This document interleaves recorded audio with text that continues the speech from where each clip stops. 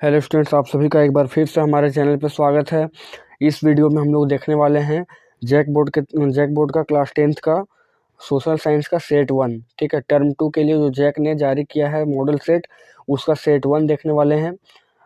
तो वीडियो में बने रहिए आप लोग। तो ये रहा हम लोग का पूरा सेट 1। ठीक है, सोशल साइंस का सेट 1 देख सकते हैं आप कंप्लीट इसको। तो सेट 1 है ये, सेट 1। और मॉडल क्वेश्चन पेपर कौन सा किसका है? टर्म 2 का। टर्म 2 स्पेशली है। ठीक है, टर्म 2 के लिए 5 मॉडल सेट जारी हुआ। अगर आप मॉडल सेट को कंप्लीट करते हैं तो आपको जो फाइनल एग्जाम होगा उसमें सोशल साइंस में आपको काफ़ी ज़्यादा मदद मिलने वाला है। तो सोशल साइंस इसमें 4 सब्जेक्ट होंगे: हिस्ट्री, ज्योग्राफी, पॉलिटिकल साइंस और इकोनॉमिक्स। ठीक है, चारों से मिलकर सवाल आए हैं और सब्जेक्टिव ऑब्जेक्टिव दोनों टाइप के हैं। तो चलिए देखते हैं क्या है क्वेश्चन। तो देख सकते हैं सबसे फर्स्ट क्वेश्चन जो है वो अति लघुत्तरीय प्रश्न है, जिसमें रिंडरपेस्ट क्या है। तो ये हिस्ट्री से रिलेटेड क्वेश्चन है। ठीक है, रिंडरपेस्ट क्या है और एनसीईआरटी बुक से ही लेकर उठाया गया है।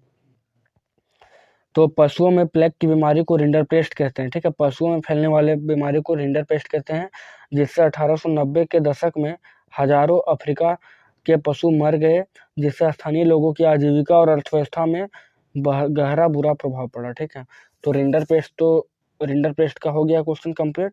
सेकंड नंबर क्वेश्चन देखे हैं, इसमें भी औद्योगिक क्रांति सर्वप्रथम कब और कहाँ प्रारंभ हुई, ये भी हिस्ट्री से रिलेटेड है। तो इसका आंसर होगा कि 18वीं सदी के उत्तरार्ध में 19वीं सदी के पूर्वार्ध में ब्रिटेन में तकनीकी, सामाजिक, आर्थिक और सांस्कृतिक स्थिति में काफी बड़ा बदलाव आया। इसे ही औद्योगिक क्रांति के नाम से जाना जाता है, जो शीघ्र ही यूरोपीय देशों में से होते हुए पूरे विश्व में फैल गया। औद्योगिक क्रांति का सूत्रपात वस्त्र उद्योग के मशीनीकरण के साथ शुरू हुआ था। ठीक है, तो सबसे पहले कहाँ हुआ था औद्योगिक क्रांति? इंग्लैंड में। ठीक है, इंग्लैंड में स्टार्ट हुआ। और कब हुआ? 18वीं सदी के उत्तरार्ध और 19वीं सदी के पूर्वार्ध में। नेक्स्ट क्वेश्चन है, घरों में उपयोग किए जाने वाले कोई 2 ऊर्जा संसाधन के नाम लिखें। ये ज्योग्राफी से रिलेटेड है। तो घरों में उपयोग किए जाने वाले प्रमुख ऊर्जा संसाधन है विद्युत, प्राकृतिक गैस, केरोसिन, कोयला आदि। चौथा क्वेश्चन है, भारतीय राष्ट्रीय कांग्रेस की स्थापना कब हुई थी और इसके संस्थापक कौन थे? तो भारतीय राष्ट्रीय कांग्रेस की स्थापना 28 दिसंबर 1885 को हुई थी और इसके प्रथम अध्यक्ष जो थे वो ब्योमकेश चंद्र बनर्जी थे। नेक्स्ट क्वेश्चन है पॉलिटिकल साइंस से, लोकतंत्र की कोई 2 चुनौतियों को लिखें। तो लोकतंत्र के समक्ष निम्न प्रकार की चुनौतियां हैं। अब देखते हैं कि चुनौती क्या है। तो सबसे पहला चुनौती है बुनियादी आधार बनाने की चुनौतियां। ठीक है, तो जैसे वर्तमान गैर लोकतांत्रिक शासन व्यवस्था को गिराना, सत्ता पर सेना के नियंत्रण को समाप्त करना और एक संप्रभु तथा कारगर शासन व्यवस्था को स्थापित करने की चुनौती। सेकंड है लोकतांत्रिक व्यवस्था के विस्तार की चुनौती। इसमें लोकतांत्रिक व्यवस्था के बुनियादी सिद्धांतों को सभी क्षेत्रों, सभी सामाजिक समूहों और विभिन्न संस्थाओं में लागू करना शामिल है। इसमें स्थानीय सरकारों को अधिक अधिकार संपन्न बनाना, संघ की सभी इकाइयों के लिए संघ के सिद्धांतों को व्यवहारिक रूप स्तर पर लागू करना, महिलाओं और अल्पसंख्यक समूहों की उचित भागीदारी सुनिश्चित करना भी शामिल है। नेक्स्ट क्वेश्चन है, मुद्रा को परिभाषित कीजिए। ये इकोनॉमिक्स से है, डिफाइन मनी। ठीक है, तो साधारण शब्दों में मुद्रा का अर्थ है धन दौलत जिसके इर्द गिर्द सारी आर्थिक गतिविधियां घूमती है। तो आपके पास अगर मुद्रा नहीं रहेगी तो आपका इकोनॉमिक ग्रोथ होगा और इकोनॉमिक जो कार्य होंगे वो सारे ठप पड़ जाएंगे। तो सबसे पहले इकोनॉमिक कार्य के लिए क्या जरूरी है? तो वो है मुद्रा। ठीक है, नेक्स्ट क्वेश्चन है, उदारीकरण से क्या तात्पर्य है? What is meant by liberalisation? तो उदारीकरण से क्या तात्पर्य है? सरकार द्वारा अवरोधों तथा प्रतिबंध को हटाने की प्रक्रिया को उदारीकरण कहा जाता है। ठीक है, उदारीकरण के पश्चात व्यापारी मुक्त रूप से निर्णय ले सकते हैं कि उन्हें क्या आयात या क्या निर्यात करना है। व्यापार पर सरकार का नियंत्रण कम हो गया और उसके बाद क्या है, विदेशी कंपनियां अपने कार्यालय और कारखाने भारत में स्थापित कर सकती थी उदारीकरण के बाद। नेक्स्ट क्वेश्चन है, लघु उत्तरीय प्रश्न है और इसमें आपको 5 क्वेश्चन का उत्तर देना है। तो सबसे पहला, वैश्वीकरण से आप क्या समझते हैं? What is globalisation? ठीक है, तो वैश्वीकरण से क्या तात्पर्य है? वैश्वीकरण से तात्पर्य उस प्रक्रिया से है जिसके द्वारा विभिन्न देशों में के बीच परस्पर संबंध की भावना का संचार हो। वैश्वीकरण की भावना से वैश्विक आधार पर तीव्र एकीकरण का वातावरण निर्मित होता है। विभिन्न देशों के बीच वस्तुओं, सेवाओं, निवेश और प्रौद्योगिकी का आदान प्रदान वैश्वीकरण के परिणाम स्वरूप ही संभव हुआ। आज संपूर्ण विश्व परस्पर काफी निकटता अनुभव करता है और सभी देश तथा विश्व परिवार के सदस्य समान हो गए हैं। वैश्वीकरण के द्वारा मुख्य रूप से निम्नलिखित उपलब्धियां विश्व स्तर पर परिलक्षित हुई। कौन कौन सी परिलक्षित हुई उपलब्धियां वो देखना। तो बहुराष्ट्रीय कंपनी का विकास हुआ, इससे प्रौद्योगिकी का विकास हुआ, डेवलपमेंट हुआ और संचार तथा परिवहन के साधनों का विकास हुआ था। नेक्स्ट है, ब्रिटेन की महिला कामगारों ने स्पिनिंग जेनी मशीन पर हमले क्यों किए? यह भी हिस्ट्री से रिलेटेड क्वेश्चन है। तो स्पिनिंग जेनी मशीन के से ऊन की कताई की प्रक्रिया बहुत तेज कर दी। ठीक है, स्पिनिंग जेनी मशीन एक समय में अनेक मजदूरों का कार्य कर लेती थी। इसके कारण मजदूर की मांग घट गई और लोग बेरोजगार हो गए। तो बेरोजगारी की आशंका से मजदूर वर्ग, खासकर महिलाओं में नई प्रौद्योगिकी के प्रति आशंका व्याप्त थी। यही कारण था कि ब्रिटेन की जो महिला कामगार थे वो स्पिनिंग जेनी मशीन पर हमले कर दिए थे। उसके बाद देखना कि जब ऊन उद्योग में इस मशीन का इस्तेमाल किया गया तो अनेक औरतों जो हाथ से ऊन की कताई करती थी को काम से हटाना पड़ा। इसी कारण महिला कामगारों ने स्पिनिंग जेनी मशीन पर हमले किए। स्पिनिंग जेनी मशीन का महिलाओं द्वारा विरोध काफी लंबे समय तक चलता रहा और अंततः इसे हटाना ही पड़ा। नेक्स्ट है 10 नंबर क्वेश्चन, भारत का एक खाद्य फसल का नाम बताएं और उसे उगाने के लिए 2 आवश्यक भौगोलिक दशाओं का नाम लिखें। तो भारत के एक मुख्य खाद्य फसल हम लोग गेहूं ले लेते हैं। तो गेहूं भारत की एक प्रमुख खाद्य फसल है। इसे उगाने के लिए आवश्यक भौगोलिक दशाएं निम्नांकित है। सबसे पहले क्या है कि गेहूं बोने तथा काटने के समय अलग अलग जलवायु की आवश्यकता होती है। बोने के समय कम तापमान पर तथा काटने के समय अधिक तापमान, औसतन 21 डिग्री सेंटीग्रेड के आसपास तापमान की आवश्यकता होती है। गेहूं के लिए 50 से 75 सेंटीमीटर वर्षा पर्याप्त होती है।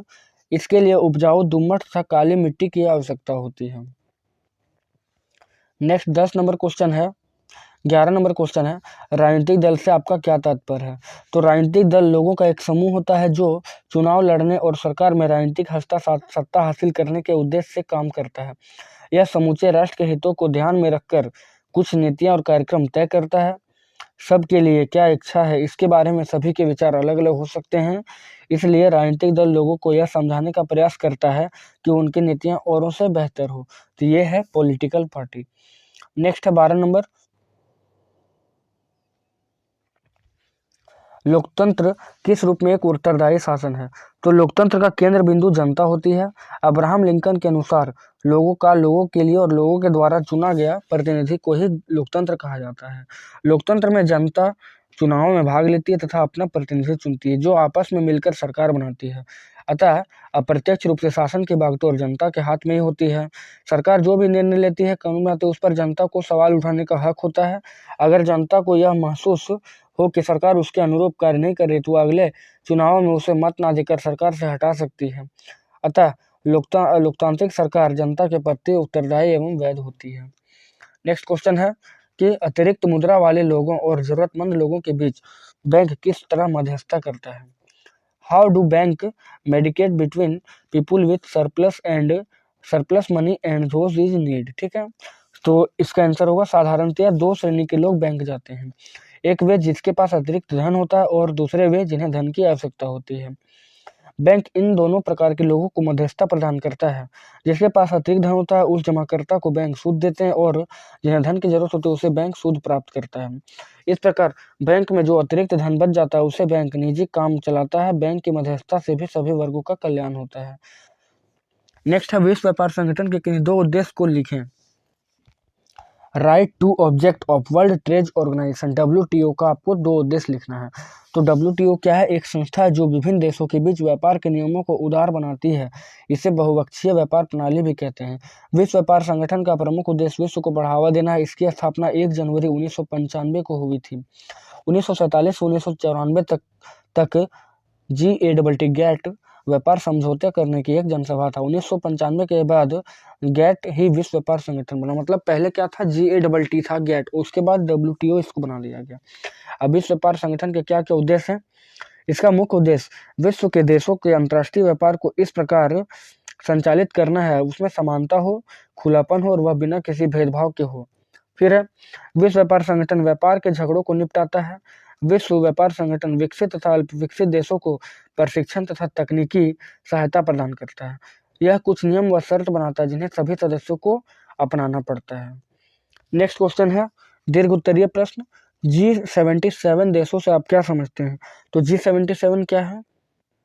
G77 विकासशील देशों का एक ऐसा समूह था जिन्हें 1994 में होने वाले ब्रेटन वुड्स के सम्मेलन में होने वाले नियमों से कोई लाभ नहीं हुआ था, इसलिए वे एक नई अंतर्राष्ट्रीय आर्थिक प्रणाली की मांग करने लगे थे।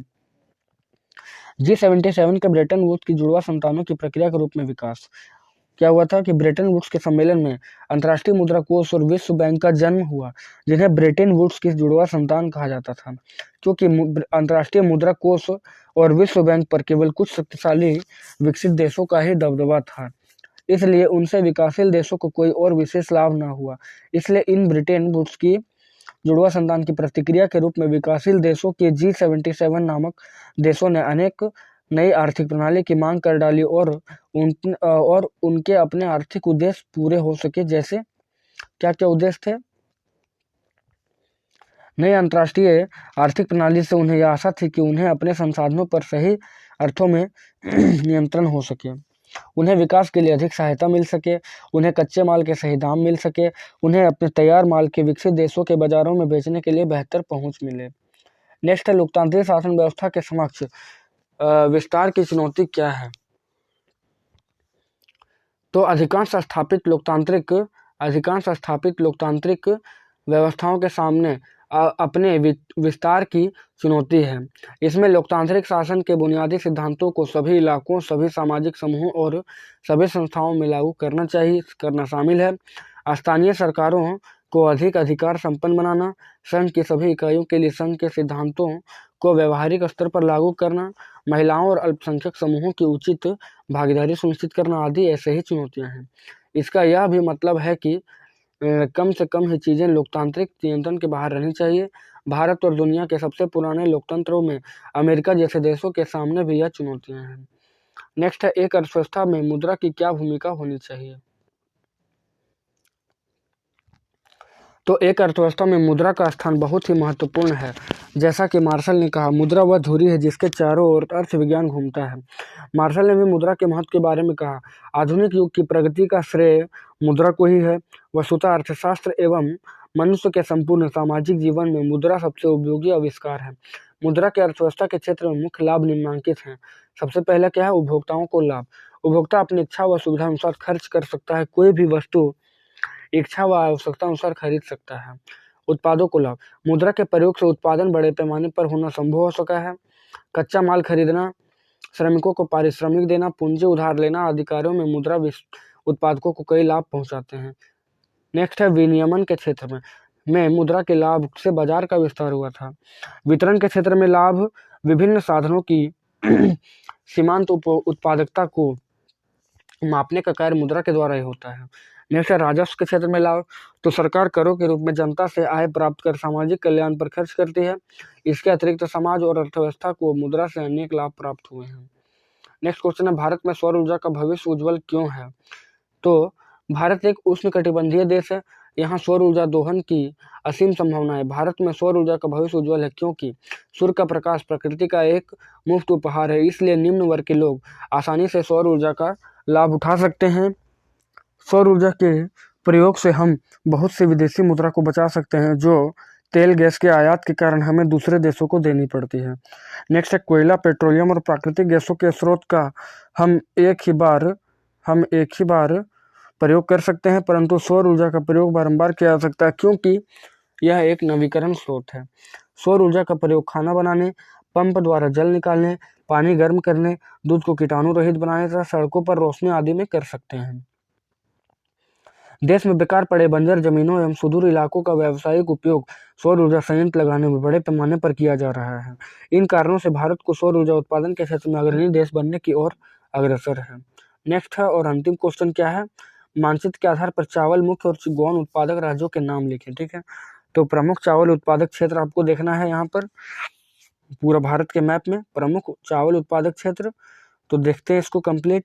तो प्रमुख चावल उत्पादक क्षेत्र आपका ये एरिया पूरा दिया हुआ है, ये एरिया पूरा तो देख सकते हैं आप। सबसे पहले पश्चिम बंगाल, यहाँ वाला एरिया पश्चिम बंगाल, ठीक है। फिर बिहार, उड़ीसा, आंध्र प्रदेश, उत्तर प्रदेश, उसके बाद मध्य प्रदेश और तमिलनाडु। तो ये पूरा एरिया क्या है, चावल उत्पादक प्रमुख क्षेत्र है पूरा भारत के।